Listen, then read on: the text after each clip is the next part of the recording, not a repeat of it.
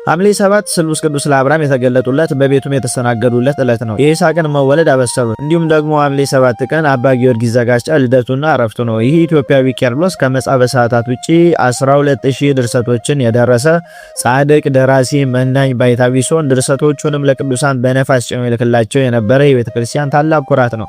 እንዲሁም ደግሞ ዳግመኛ ሐምሌ 7 ቀን ንስጥሮስን አውግዘው ሃይማኖትን አጽንተው ሲመለሱ መርከበኞች ሊቀ ጳጳሳቱ በሚሳፈሩበት መርከብ አትሳፈርም ብለው ቢከለክሏቸው ሊቀ ጳጳሳቱን እጅ ከነሱ በኋላ ብሩህ ደመና ጠቅሰው በደመና ተጭነው የሄዱ የባይታውያን አለቃ መስተጋድል አባ ሲኖዳም ዕረፍታቸው ነው። እንዲሁም ዳግመኛ ሐምሌ 7 በዚች ቀን የዮሐንስ ወንጌላዊ ደቀ መዝሙር የነበረውና ጌታችን እንደ ሕፃናት ካልሆናችሁ ብሎ በምሳሌ ያስተማረበት አቡነ አግናጢዎስ ምጡላ አንበሳ ዕረፍቱ ነው። አባ መቃቢስ፣ አባ ጊዮርጊስና አባ አግራጥስ መታሰቢያ በዓላቸው መሆኑን ስንክሳሩ በስም ይጠቅሳቸዋል። በስመ አብ ወወልድ ወመንፈስ ቅዱስ አሐዱ አምላክ። ውድ የዩቲዩብ ተከታታይ ቤተሰቦች በያላችሁበት ተቆጣጣሩ እንደምን አላችሁ? እግዚአብሔር ይመስገን እኔ ደህና ነኝ። እንኳን ለዚህ ታላቅ በዓል በሰላም አደረሳችሁ። ለዚህ ቤት አዲስ የሆናችሁ ሰብስክራይብ በማድረግ ቤቱን ደግፉት። ወደ ስሉስ ቅዱስ ታሪክ እናልፋለን።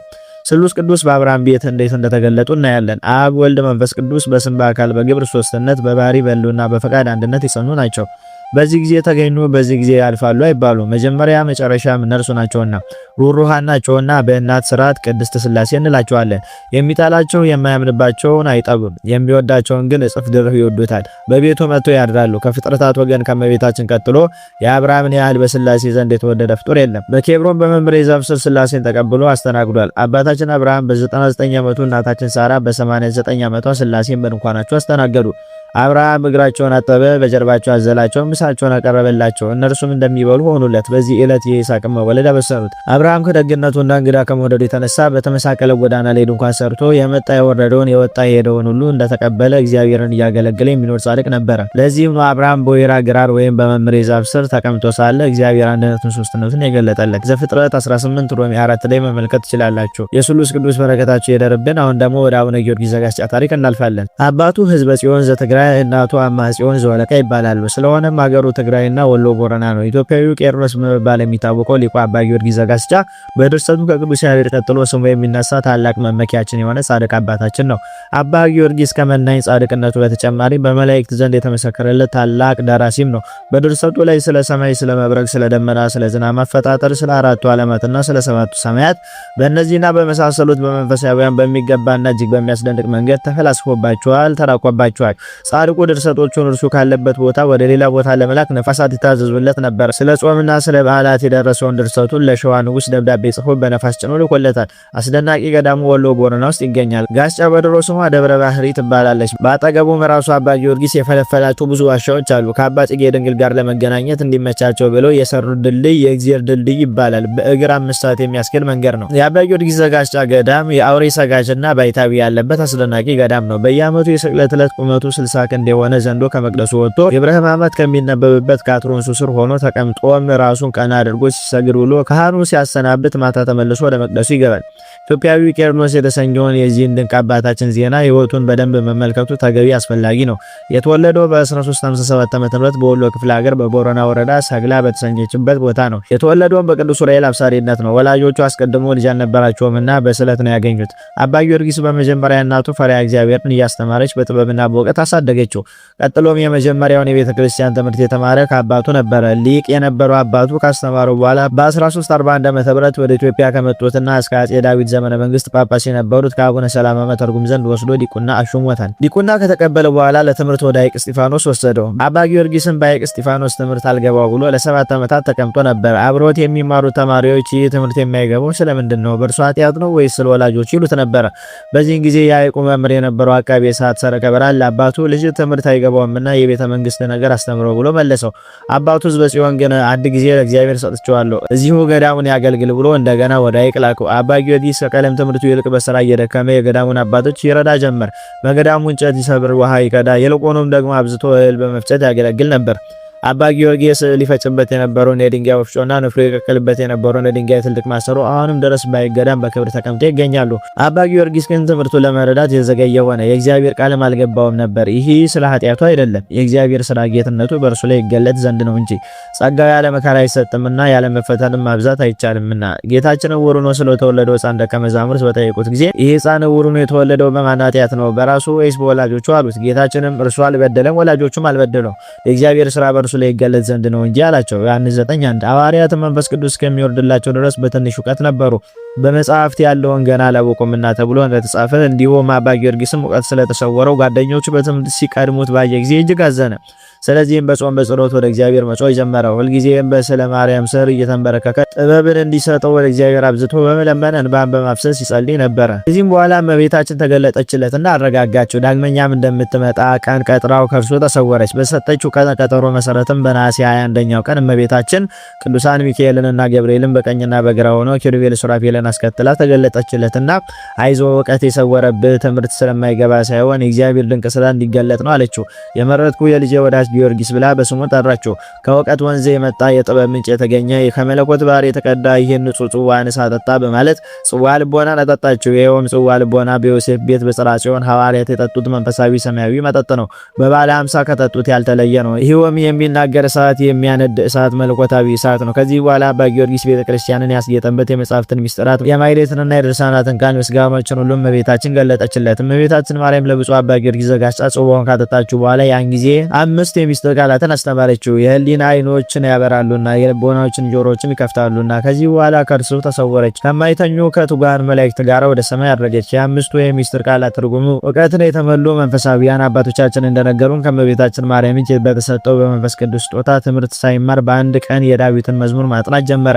መዝሙረ ዳዊትን ግን ዕብራውያን በአምስቱ የስሜት ሕዋሳት ቁጥር ለ5 ከፍለውታል። እነዚህም መስማት፣ ማየት፣ ማሽተት፣ መቅመስና መዳሰስ ናቸው። የመጀመሪያው ክፍል መጨረሻው 40ኛው መዝሙር ነው። የሁለተኛው ክፍል መጨረሻው 71ኛው መዝሙር ነው።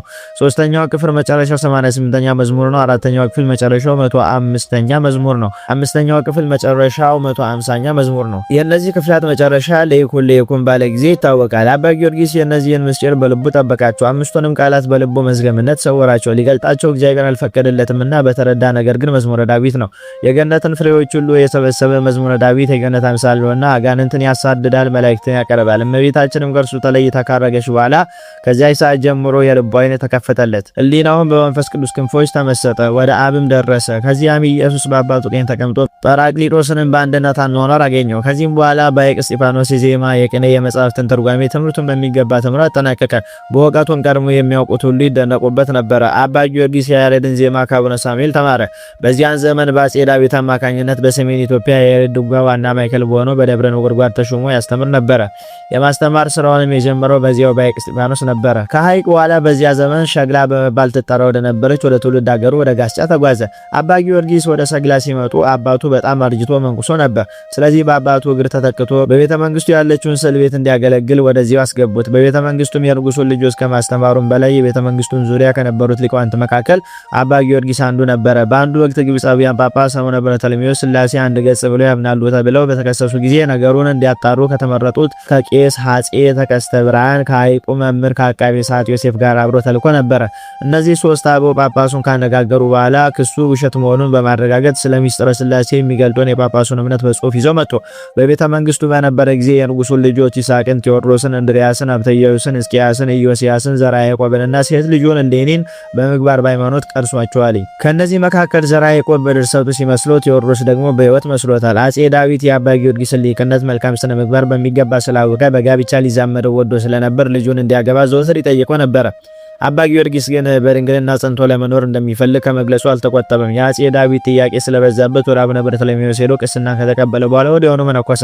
ከመነኮሰም በኋላ ወደ ሰግላ በመምጣት ለነገስታት፣ በቤተ መንግስቱ ለነበሩት ካህናት እንዲሁም በቤተ መንግስቱ ለነበሩ ታላላቆች፣ ለንቡራን እድና ለመኳንንት፣ ለመሳፍንትና በቤተ መንግስቱ ለነበሩ ባለሟሎች ሁሉ መምህር ሆነ። አባ ጊዮርጊስ ሸግላ በነበረ ጊዜ በወባ በሽታ ታሞ ሊሞት ደርሶ ነበረ። ታሞም በነበረ ጊዜ አንድ ሌሊት የከበሩ ሐዋርያት ጴጥሮስና ጳውሎስ ተገልጠውለት ከኛ ጋር ትኖር ዘንድ ልንወስድ መጣን አሉት። እርሱም የድርሰት ስሬን ሳልሰራና እግዚአብሔርን አብዝቼ ሳላመሰግነው አሁን አትውሰዱኝ ሲል ለመናቸው። እነርሱም ልመናውን ተቀብለውት ከሕመሙ ፈውሰውት ሄዱ። ለዚህም ነው ከበሽታው እንደተፈወሰ ወዲያው የድርሰት ስራውን የጀመሩ። የመጀመሪያ መጽሐፉን ጽፎ እንደጨረሰ ጠፍቶበት ነበረ። በማግስቱ በዚያው ላይ ሊጨምር በወደደ ጊዜ የተጻፈበት ጥራዝ ቀለሙ ጠፍቶ ነጭ ሆኖ አገኘው። ስለዚህ የተሰረቀ መስሎት ልቡ አዘነ። የተስተካከለ ጥራዞችን በቆጠረ ጊዜ ደህና ሆኖ አገኛቸው። ሁለተኛም በድጋሚ ጻፈ።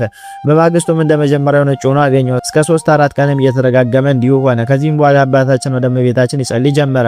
ይህ የሆነው በኃጢአቴ ነውን ወይስ አይደለም ግለጭልኝ አለት። አንድ ቀንም በሌሊት እኩሌታ ወደ ቤተ ክርስቲያን ለጸሎት ሲሄድ እመቤታችን በድንገት በማይነገር ክብር ለጊዮርጊስ ተገለጠችለት። ከእርሱም ጋር የቅዱሳን ማኅበር ሁሉ ነበሩ። በእጇም ከፀሐይና ከጨረቃ የበለጠ የሚያበራ መጽሐፍን ይዛ ነበረ። ጊዮርጊስም ባየ ጊዜ ወደ መሬት ወደቀ፣ እንደ በድንም ሆነ። እመቤታችን አነሳችውና ሳትጠይቀኝ መጽሐፌን ትጽፍ ዘንድ ለምን ደፈርክ አለችው። እኔ ወዳጅ ከእናትህ ማኅፀን መርጬ ለጴጥሮስ፣ ለጳውሎስ፣ ለዮሐንስ አደራ ሰጥቼ የለምን አለችው። አባ ጊዮርጊስም እመቤቴ ሆይ ይቅር በይኝ፣ ደስ የሚያሰኝሽ መስሎኝ ይህን ባለማወቅ ሰርቻለሁና አላት። እመቤታችንም ወዳጄ ሆይ ይቅር ብያለሁ አለችው። ልትጽፈው የወደድከውን መጽሐፍ እነሆ በእጄ አለ። ከአሁን በኋላ የተወደደ ልጄ በአንደበትህ ሊገልጸው ወዷል። ነገር ግን ከአርያም ከሰማይ ኃይልን እስክትለብስ ድረስ አትቸኩል። ይህንንም ብለው ከእርሱ ተሰወረች። ያን ጊዜም ልቡ እንደ ፀሐይ በራ፣ የመለኮትን ባህር በሕሊናው አበራ። በመንፈስ ቅዱስ መስታወትነት የተሰወረውን ሁሉ አየ። የመጀመሪያው ድርሰቱ አርጋኖን የተሰኘውና በቅኔ ስለ እመቤታችን ቅድስት ድንግል ማርያም የሚያመሰግኑ መጽሐፉ ነው። እግዚአብሔርን በሚወድ በንጉሥ ዳዊት ዘመንም አርጋኖ መጽሐፍን ይደርስና ይጽፍ ጀመረ። በሶስት ስሞችም ጠራው። እነዚህም አርጋኖና ውዳሴ፣ መሰንቆ፣ መዝሙር፣ እንዚራ ስብሐት ናቸው። ስለ መጽሐፉ ጣፋጭነት ንጉሡ አፄ ዳዊት ድርሰቱን በጣም ከመውደዱ የተነሳ በወርቅ ቀለም አጻፈው። ወርቁን የሚያንጸባርቅበት ድንጋይ ዕንቁ ባጣ ጊዜ እመቤታችን ማርያም በሌሊት ራእይ ዘማት በምትባል ሀገር እንዳለ ለጊዮርጊስ ነገረችው፣ ብሩንም አሳየችው። አባታችን ጊዮርጊስም ከደረስኳቸው ከተናገርኳቸው ድርሳናት ሁሉ አርጋኖን ውዳሴ ይጣፍጣል ይበልጣል አለ። እንዲሁም በፈጣሪ ቸርነት በእመቤታችን ረድኤት ብዙ ድርሳናትን የጸሎት መጻሕፍትን ደረሰ። የእሊህም ድርሳናት ስማቸው ቁጥራቸው በሊቃውንት ዘንድ የታወቀ ነው። እሊህም ውዳሴ መስቀል፣ መጽሐፈ ብርሃን፣ መጽሐፈ ሰዓታት፣ የማልትና የሌሊት፣ መጽሐፈ ቅዳሴያት ናቸው። ጸሎተ ፈትቶ፣ የፍታቴ ጸሎት፣ የሐዋርያት ማሌት፣ መልካ ቁርባን፣ የንዚራ ስብሐት፣ አርጋኖን ውዳሴ፣ ፍካሬ ሃይማኖት፣ ውዳሴ ሐዋርያት፣ ሆተ ብርሃን። ይኸውም ከመጽሐፈ አርጋኖን ጋር አብሮ የታተመ ነው። ፍካሬ ሃይማኖት፣ መጽሐፈ ምስጢር፣ ሕይወተ ኃይለማርያም፣ ተአምሮ ቅዱሳን፣ ጸሎት ዘቤት ውስተ ቤት፣ ውዳሴ ስብሐት፣ ሰላምታ፣ ጸሎተ ማዕድ፣ ቅዳሴ እግዚእ፣ ካልዕ፣ መዝሙረ ድንግልና የመሳሰለው ነው። ቅዱስ ገድሉን ለሚናገረው የአባ ጊዮርጊስ ድርሳናት ስማቸው ቁጥራቸው በሊቃውንት ዘንድ የታወቀ ነው ብሎ ከጀመረ በኋላ በቁጥር የተወሰኑ ድርሰቶችን ብቻ ጠቅሶ መጨረሻ ላይ እና የመሳሰለውን ነው ብሎ ይደመድመዋል። ሊቀ ብርሃናት መርቆሬዎስ አረጋ ደግሞ የአባ ጊዮርጊስ ድርሰቶች ከ12000 በላይ ቢሆኑም ለቤተ ክርስቲያን አገልግሎት እየሰጡ ያሉት በጣም ጥቂቶቹ ብቻ መሆናቸውን በቅዳሴ ታሪክ መጽሐፋቸው ላይ ጠቅሰውታል። ሌሎች ሊቃውንት አባቶችም የአባ ጊዮርጊስ ድርሰቶች ከግምት ባለፈ ሁኔታ በቁጥር ወስኖ ለማስቀመጥ አስቸጋሪ መሆኑን ይገልጣሉ። የመጀመሪያ ድርሰቱ አርጋኖን እመቤታችን አብስታ ስለወደደችለት ዚማት በምትባል ሀገር በነበረ ጊዜ ከድርሰቶች ሁሉ እንደ አርጋኖን የሚወዱ የለም ብሏለች። ከዚህም በኋላ የደረሰው ድርሰት ውዳሴ መስቀል ይባላል። ቀጥሎ መጽሐፈ ስብሐት ዘመዓልት ወዘሌሊት የተባለውን ወይም እርሱ ራሱ መጽሐፈ ብርሃን ብሎ የሰየመው መጽሐፉ አዘጋጅቷል። መጽሐፉም የእግዚአብሔርን የምስጋና መንገድ ያበራል፣ አብርቶም ያመለክታል። ልዑላን ብርሃን የሆኑትን የማኅበረ ቅዱሳን የቱጋንን የምስጋናቸውን መንገድ ያመለክታልና የእመቤታችንን የምስጋናዋን ጣዕም ይገልጣልና መጽሐፉ መጽሐፈ ብርሃን ተባለ። በዘመኑ በነበረው ልማድ ካህናቱ ቁርባን በሚቀበሉ ጊዜ ሕዝቡ ወደ ካህናቱ መጥቶ ሲቀበሉ፣ ንግስቲቱ ግን ካለችበት ድረስ ካህናቱ ሄደው ነበር የሚያቆርባት። አባ ጊዮርጊስ ግን ይህ ቁርባን ንጉሠ ነገሥት ነውና ንግስቲቱ ወደዚህ መጥታ ልትቀበል ይገባታል እንጂ እኛ መሄድ የለብንም ሲል ተቃወመ። ይህ ነገር ንግስቲቱንና አባ ጊዮርጊስን ስላጋጫቸው አፄ ዳዊት ችግሩን ለመፍታት አባ ጊዮርጊስን ወደ አገረ ዳሞት ንቡረ እድነት ሹሞ ላከው። ከዚህም በኋላ አባ ጊዮርጊስ ዋናው ትኩረቱ በድርሰቱ ላይ በማድረግ ወደ ጳጳሳቱ ወደ አቡነ በርተሎሜዎስ ዘንድ በመሄድ የቅዳሴ ድርሰትን ለመድረስ እንዲፈቅድለት ጠይቆ ሲፈቅድለት የቅዳሴ ድርሰትን ማዘጋጀት ጀመረ። አባ ጊዮርጊስ ነገር ሃይማኖትን ጠይቆ የተረዳና የሚያስረዳ ስለነበር በዘመኑ የተነሱ የሃይማኖት ክርክሮች ሁሉ እርሱ ከሌላ አይሳኩም ነበረ። በዚያንም ጊዜ በሸዋ በይፋት ራሳቸውን ቤተ እስራኤል እያሉ የሚጠሩ አይሁድ ነበሩ። ከአቡነ ዜና ማርቆስ ጀምሮ ብዙ መምህራን ወደ እነዚህ ህዝቦች እያሰማሩ ወንጌልን አስተምረዋል። አቡነ ዜና ማርቆስ ወደ ክርስትና ለተመለሱት ቤተ እስራኤላውያን በእመቤታችን በቅዱስ ሚካኤል በአባ ኖብና በሰማዕቱ በጊጋር ስም 4 ቤተ ክርስቲያናትን አሰርቶ ነበር። ይህ ሁሉ ቢሆንም ቤተ እስራኤላውያኑ ሙሉ በሙሉ ወደ ክርስትና አልተመለሱም ነበር። ከዚህም አይሁድ መካከል አንዱ ከክርስቲያኖች ጋር በነገር ሃይማኖት ለመከራከር ጥሪ ያቀረበ። ክርስቲያኖች ከረቱኝ ወደ እነርሱ ሃይማኖት እገባለሁ፣ እኔ ከረቷቸው ወደ እኔ ሃይማኖት ይገባሉ ሲል ነገሩን ጥብቅ አደረገው። አፄ ዳዊት ይህን ጉዳይ ሲሰማ በጣም ስለተናደደ ሊቃነ ካህናቱን፣ ንቡራን ዲኑና የመጽሐፍ ታዋቂዎችን ሁሉ ከየሀገሩ እንዲሰባሰቡ አዘዘ። ነገር ግን በዚህ ጊዜ አባ ጊዮርጊስ ታሞ አልጋ ላይ ነበረ። አይሁዳዊውም በአንድ ወገን፣ መምህራኑ በአንድ ወገን ሆኖ ክርክሩን ጀመሩ። የመጀመሪያው ዕድል የተሰጠው ለአይሁዳዊ በመሆኑ ቀጥሎ ያለውን ጥያቄ አቀረበ። እናንተ የእግዚአብሔር ልጅ የምትሉት ይህ ክርስቶስ እውነት የእግዚአብሔር ልጅ ከሆነ ወደ ቢታንያ በመጣ ጊዜ አልዓዛር የተቀበረበትን ቦታ ሳያውቅ ቀርቶ አልዓዛርን የቀበራችሁት ብሎ እንደጠየቀ በወንጌላችሁ ተጽፏል። ለዚህ መልስ ስጡኝ፣ እኔም ከመጽሐፍ ወሪቴ ጠቅሳችሁ ጠይቁኝ ሲል መከራከሪያ ነጥቡን አቀረበ። ሊቃውንቱም በዚህ ጊዜ ታሞ አልጋ ላይ የነበረውን አባ ጊዮርጊስን እንዲመጣላቸው ፈልጎ እንዲህ ያለውን ነገር ያለ እርሱ አይሆንምና አባ ጊዮርጊስ ይምጣ ሲሉ ለአፄ ዳዊት ጥያቄ ያቀረቡ። አባ ጊዮርጊስም በአልጋ ላይ እያለ እንዲመጣ ተደርጎ በአልጋ ላይ ሆኖ በጉባኤው ላይ ተገኘው። ጉባኤተኞቹም የቀረበውን ጥያቄ በነገሩት ጊዜ አባ ጊዮርጊስ የሰጠው መልስ እንዲህ የሚል ነበረ። እኔ ግን በወንጌል ሲሆን በኦሪት እከራከራለሁ። የምኩራብ መጻሕፍት ሁሉ ለቤተ ክርስቲያን የታወቁ ናቸውና ምኩራብ ዘራች፣ ቤተ ክርስቲያን አጨረች። ምኩራብ ፈተለችው፣ ቤተ ክርስቲያን ለበሰችው። አዳም በገነት ሳለ አዳም ሆይ ወዴት ነህ ብሎ የጠየቀው ማን ነው? አብርሃምንስ ሚስት ሳራ ወዴት ናት ብሎ የጠየቀው ማን ነው? እስቲ መልስልኝ። ሴጣንንስ ወዴት መጣ ብሎ የጠየቀው የሚያውቀው ማን ነው?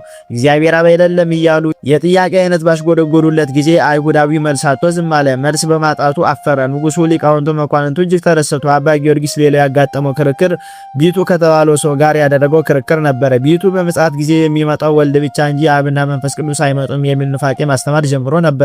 ቢቱ ከዚህ ኑፋቄ በተጨማሪ የጥንቆላ ስራ የሚሰራ ነበረ። ቢቱ የጥንቆላ ስራው የተነሳ በቤተ መንግስቱ ተቀባይነት የነበረው ሰው ነው። ይህን የመሰሉ ተግባራት አጥብቆ የተዋጋው ዘርዓ ያዕቆብ እስኪመጣ ድረስ ነገስታቱ ምንም ክርስቲያኖች ቢሆኑ በዚህ መሰሉ ስንኩል ጸጽ ይዋጡ ነበረ። ቢቱ አባ ጊዮርጊስ ወደ ንጉሱ ዳዊት ቀርበው በጉዳዩ ላይ መነጋገር እንደሚፈልጉ ገለጡ።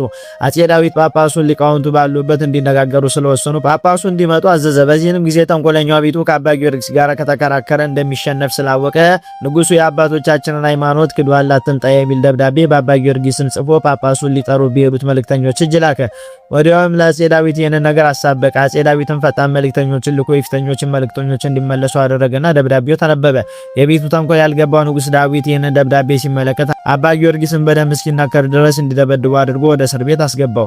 አጼ ዳዊት እስኪሞትና ልጁ ቴዎድሮስ እስኪነግስ ድረስም በዚያ ቆየ። ቢቱ ግን በመልአከ ሞት ተቀስፎ ሞተ። አባ ጊዮርጊስ ግን በወህኒ ቤት እያለ የከበሩ ቅዱሳን ሐዋርያት ጴጥሮስና ጳውሎስ እየመጡ ያጽናኑት ነበር። ውዳሴ ሐዋርያት የተሰኘውን ከሐምሌ 5 ጀምሮ በ12 ወራት የሚመሰገኑበት የሐዋርያት ምስጋና የያዘውን መጽሐፍ ያዘጋጀው በወህኒ ቤቱ ነው። ጴጥሮስና ጳውሎስ ከጎበኘው ጊዜ ጀምሮ ነው። አንድ ጊዜ አባ ጊዮርጊስ በእስር ላይ ሳሉ ንጉስ አጼ ዳዊት መሞታቸው ተሰማ። ሰዎች ወደ አባታቸው መጥተው ያሳሰረ ንጉስ ሞቷል በማለት ነገሩት። ይህንንም ተቻኩሎ የነገሩት ያሰረው ንጉስ መሞቱን ሲሰማ ይደሰታል ብሎ ነበረ። ነገር ግን አባ ጊዮርጊስ በታላቅ ሐዘን ውስጥ ሆኖ የሰጣቸው መልስ አይ ንጉሱ ባይሞት እኔ እንደታሰርኩ ብቀር ይሻል ነበረ። ንጉሱ አጼ ዳዊት እኮ እኔን ባይወደኝ አምላክን እናት እመቤታችንን ይወዳት ነበር አላቸው። አጼ ቴዎድሮስም አባ ጊዮርጊስን ከወህኒ ቤት አውጥቶ ከጥንቱ ቦታ አስቀመጠው። አባ ጊዮርጊስ ግን የቤተ መንግስቱን ነገር ለመሸሽ ስለፈለገ በጋሻ ከመቀመጥ ይልቅ ርቆ ጥንት ወደ ነበረበት ወደ ዳሞት በመሄድ ማስተማር ጀመረ። ወደ ዳሞት ሲሄድ እግረ መንገዱን ወደ ደብረ ሊባኖስ ገብቶ የአቡነ ተክለ ሃይማኖትን መቃብር ተሳልሟል። በዚያን ጊዜ የደብረ ሊባኖስ አበምኔት እጨጌ ዮሐንስ ከማ ነበሩ። እርሳቸውም ሰባተኛ የደብረ ሊባኖስ እጨጌ ነበሩ። አባ ጊዮርጊስ በእውቀቱ የሚቀኑ በችሎታ የሚመቀኙት ሰዎች ነገር ሰርቶ ከንጉስ ቴዎድሮስ ጋር ስላጣሉት እልም ካለ በረሃ እንዲጋዝ ተደረገ። አባ ጊዮርጊስ ከግዞት የወጣው አጼ ቴዎድሮስ ሲሞት ነበር። የአባ ጊዮርጊስ ሌላው ተማሪ የነበረው አጼ ይስሐቅ በ1399 ዓ.ም መንግስቱን ሲይዝ አባ ጊዮርጊስ ከግዞት አውጥቶ ወደ ጋስጫ መለሰው። በዚያም ጊዜ አባ ጊዮርጊስ እድሜው 42 ዓመት ሲሆን በስደት በጤንነት መታወክ የተነሳ ከባድ ጉዳት ደርሶበት ነበር። ይሁን እንጂ ብዙውን ጊዜውን በጾም በጸሎት በድርሰት ያውሎ ነበር። አንድ ቀን ቴዎድሮስ የተባለ መስፍን ዳግመኛ የጦር አዛዥ የሚሆን የአባ ጊዮርጊስ ርትዕተ ሃይማኖት በጠየቀው ጊዜ አባ ጊዮርጊስን ፍካሬ ሃይማኖት የተባለውን መጽሐፍ ደርሶ ሰጠው። ንጉሱና የሚስጥር ሊቃውንት የሆኑ ካህናት ይህንን በተመለከቱና ባነበቡ ጊዜ በእውነት ዮሐንስ አፈወርቅና አፈ በረከት የሆነ ቄርሎስ በዘመናችን ተነስቷል፣ ኢትዮጵያ ቁስጥንጥንያን መስላለች፣ ከእስክንድርያን በላይ ከፍ ከፍ ብላለች ብሎ አደነቁ። ይህም ፍካሬ ሃይማኖት የተሰኘው ድንቅ ድርሰቱ የኢትዮጵያ ኦርቶዶክስ ተዋሕዶ ቤተክርስቲያን የምታምነውንና የምታወግዘውን በግልጽና በዝርዝር የተጻፈበት መጽሐፍ ነው። አባ ጊዮርጊስ በፍካሬ ሃይማኖት ድርሰቱ ላይ የዘረዘራቸው የመናፍቃን ስሞችና ክህደታቸውን ስንመለከት በዘመኑ የነበሩ የቤተክርስቲያን ሊቃውንት ስለ ዓለም ቤተክርስቲያን ታሪክ ያላቸውን እውቀት በግልጽ ያሳያል። አባ ጊዮርጊስ መከራ ያልተለየው አባት በመሆኑ አሁንም በቤተ መንግስት የነበሩ ሰዎች የእርሱን መከበርና መወደድ አይፈልጉም ነበር። በተለይም ፍካሬ ሃይማኖት የተሰኘውን መጽሐፍ በመጻፉ በዚህ ዝናው የበለጠ ስለተነገረ እነርሱ በሁሉ መንገድ መከበሩን አልወደዱትም ነበር። ስለዚህ ነገር ሰርተው ከአጼ ይስሐቅ ጋር አሁንም አጣሉት። አጼ ይስሐቅ አባ ጊዮርጊስን አሳስሮ ውሃ ወደማይገኝበት አለታማ ቦታ ጋዘው። በዚያም በመከራ ለብዙ ጊዜ ኖረ። በዚያም እያለ ዘወትር በጸሎት አብዝቶ ይተጋ ነበረ። እግዚአብሔርም አጼ ይስሐቅን ወደ ልቦና እንዲመለስ አደረገ። ንጉስ በአባ ጊዮርጊስ ላይ የፈጸመውን ነገር ሁሉ ስለተጸጸተ አገልጋዮችን ጠርቶ አባ ጊዮርጊስን እንዲያመጡ ታዘዘ። ነገር ግን እነዚያ ተንኮል ሰሪዎች አባ ጊዮርጊስን መምጣት ተንኮላቸውን ስለሚያጋልጠው አባ ጊዮርጊስ ሞታል ብሎ አስወሩ። ይህንንም ሲሰማ አጼ ይስሐቅ ፈጽሞ አዘነ። አባ ጊዮርጊስ ሞቷል እየተባለ መወራቱን ከደቀ መዛሙርቱ ስለሰማ በሕይወት የመኖሩን ዜና ጽፎ ለአጼ ይስሐቅ እንዲያለብስለት መልእክቱን በአውሎ ነፋስ አሳስሮ ላከለት። አውሎ ነፋሱን ለአባ ጊዮርጊስ በመታዘዝ ደብዳቤውን ተሸክሞ በመሄድ አጼ ይስሐቅ በድንኳን ተቀምጦ በነበረ ጊዜ ጉልበቱ ላይ ያስቀመጠው። ንጉሱም ምትሃት የተሰራበት ስለመሰለው ደነገጠና መኳንንቱን ሕዝቡን ሰብስቦ ጉዳዩን ገለጠ። ወዲያውም ነፋሱ ያመጣለትን መልእክት እሳት አስነድዶ ከዚያ ውስጥ ቢጥለው ሊያቃጥለው አልቻለም። ወደ ውሃ ቢጨምረው አልጠፋም። ከዚያም ተደንቆ ወረቀቱን ከፍቶ አነበበው። ደብዳቤው ከአባ ጊዮርጊስ የተላከ መሆኑን ሲያውቅ አጼ ይስሐቅ ደነገጠ። እነዚያም መልእክተኞች ይዞ ወደ ወህኒ ቤት ከጨመራቸው በኋላ አባ ጊዮርጊስ ከግዞት ያመጡት ዘንድ ላከ። አባ ጊዮርጊስ ወደ ቤተ መንግስቱ ሲመጣ ንጉሱ በደስታ ተቀብሎ ማረኝ ብሎ ለምን አባ ጊዮርጊስም ይቅር አለው። ከዚህም በኋላ ደብዳቤውን በማልጅ እንደላከው ጠየቀው። አባ ጊዮርጊስም ደብዳቤውን በሰው ሳይሆን በእግዚአብሔር ፈቃድ በነፋስ እንደላከው አስረዳው። ከግዞት ከተመለሰ በኋላ እመቤታችን ተገልጣ መከራዎች ሁሉ እንደ ሐዋርያት መሆኑን ገለጠችለት። አይምሮም ብሩህ ልቦናውን ትጉ የሚያደርግ እጅግ ብዙ ሚስጥርን ነገረችው። ተሰናብተውም ከሄደች በኋላ እጅግ ብዙ መብራት አቅርቡ፣ 5 ፈጣን ጸሐፊዎችን አምጡ ብሎ አዘዘ። ከዚህም በኋላ እርሱ እየነገራቸው እነርሱ እየጻፉ ረፍት ሳያደርጉ 3 ቀን ሙሉ አጽፎ መጽሐፈ ምስጢር የተሰኘውን መጽሐፍ ፈጸመ። 5ቱ መጽሐፍት የድርሻቸውን አጠናቀው በአንዱ አደረጉት። አባ ጊዮርጊስ ይህንን ተመልክቶ በእጅጉ አደነቀ። እኔ የእነዚህ መጽሐፍት ቃል አልተናገርኩም፣ መንፈስ ቅዱስ በእኔ አፍ ተናገረ እንጂ ሲል በእውቀቱ መስክሯል። የመጽሐፉን ስም መጽሐፈ ምስጢር ብሎ የሰየመው ራሱ ነው። የጻፈውን በ1409 ዓ.ም እድሜው 52 በደረሰ ጊዜ ሲሆን በእውቀቱ የእነዚህ መጽሐፍት ቅጂ በነጋዴያን እጅ እስከ ኢየሩሳሌም ድረስ ሄዶ ነበረ። አጼ ይስሐቅ ለአባ ጊዮርጊስ ምድረ ሰዎን የተባለውን የጳጳስ መቀመጫ የነበረውን ሀገር በርስትነት ሰጥቶት ነበር። አባ ጊዮርጊስ በምድረ ሰዎን ንጉሥ ይስሐቅ ክረምቱን ያሳልፍበት በነበረው ቦታ ላይ ቤተክርስቲያን ሰራ። በዚያም በማስተማር በጾም በጸሎት ይተጋ ነበረ። በጋስጫ እያለ አጼ ይስሐቅ አስጠራው። በዚያም ጊዜ ንጉሱ የመናገሻ ማርያምን ቤተክርስቲያን አሰርቶ ስለነበረ እንዲባርክለት ፈልጎ ነበር። አባ ጊዮርጊስ ምንም እንኳ በዚያ ጊዜ ታሞ የተኛ ቢሆን ወደ ንጉሱ ተጓዘ። እዚያም ሲደርስ በጣም ተዳክሞ ነበረ። ስርዓቱን ለመፈጸም አቅም አልነበረውም። ስለዚህ ንጉሱ ይስሐቅ በአልጋ ላይ ተሸክመውት እንዲዞሩና ቤተክርስቲያኑን እንዲባርካት አድርጓል። በራኪውን ከፈጸመ በኋላ ደቀ መዛሙርቶቹን ሰብስቦ ከሞት ከአባቴ በጸሎተ ሚካኤል መከራ ወደ ተቀበለበት እኔም ቤተክርስቲያን ወደ አነስኩበት ቦታ ውሰዱ ይቅበሩኝ ሲል አዘዛቸው። ለደቀ መዛሙርቱ በቀናች ሃይማኖት እንዲጸኑ የመጨረሻ የስንብት ትምህርቱን አስተማራቸው። እነርሱም በአልጋ ተሸክመውት ወደ ጋስጫ እያመሩ ሳለ በመንገድ ሐምሌ 7 ቀን በ1417 ዓ.ም በ60 ዓመቱ አረፈ። የአባ ጊዮርጊስ ዘጋስጫ ረድኤት በረከቱ ይደርብን፣ በጸሎቱም ይማረን፣ አሜን።